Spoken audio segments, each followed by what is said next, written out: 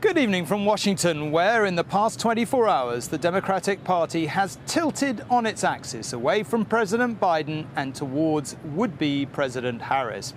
He delivered what amounts to his signing-off speech from the White House overnight as she kept up her whirlwind national tour in pursuit of the prize of the presidency.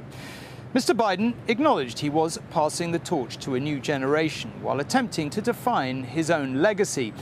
In the end, he did go quietly. He was defensive but reflective, putting country ahead of self. He insisted nothing could get in the way of saving American democracy. He didn't need to say, from Donald Trump. His low-key, thoughtful performance contrasted with the hurry of Miss Harris. She was at a rally of teachers today, and their union's president said she had electrified the presidential race. Her punchy message to them: bring it on. I revere this office, but I love my country more. It's been the honor of my life to serve as your president.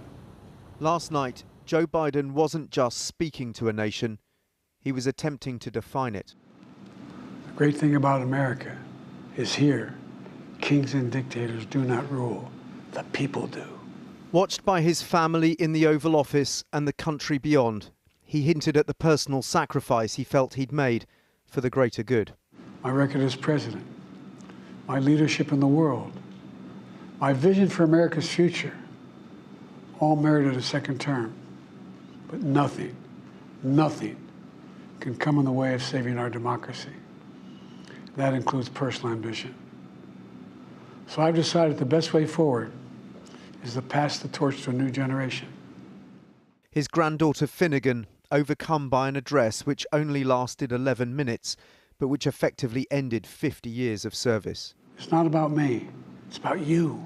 Across America, people watched their commander-in-chief explain why he would not be running in November, a decision some felt was long overdue. For me, it was like about damn time. And it was going to be really hard for me to color in Biden on the ballot just because I genuinely just don't support him and I don't think he's fit for the job. For a moment in this bar, the political rift of ideology was bridged. It's politics. Mark, a Republican, and Michelle, a Democrat, both agreeing Biden did the right thing. But he's doing something, I think, for the country. I think it was very honorable that he stepped down because, again, I personally felt sorry for the guy because of his age. Today, Capitol Hill was buzzing after this historic moment, but the narratives on what Joe Biden said were sharply divergent. Did the president explain clearly enough why he has pulled out of this election to the people last night? I think so. I mean, what do you want? 20 minutes on the fact that he told you he can't win? I mean, that's what he said. He said she has a better path. He's passing the torch. If he thought he could win, he would have stayed in the race. If he's not fit to seek re-election, why would he be fit to stay in presidency? So you think he should stand down? 100%. I've called for his public resignation.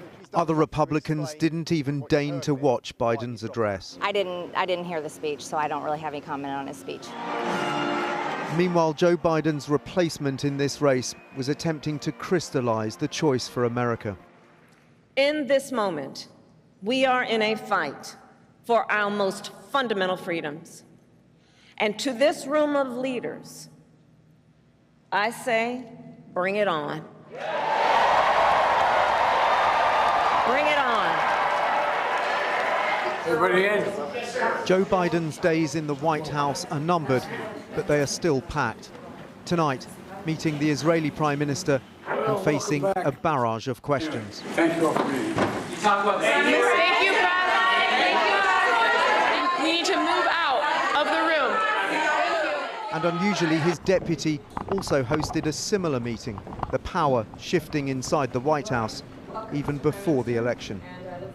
Dan Rivers, News at 10, Washington.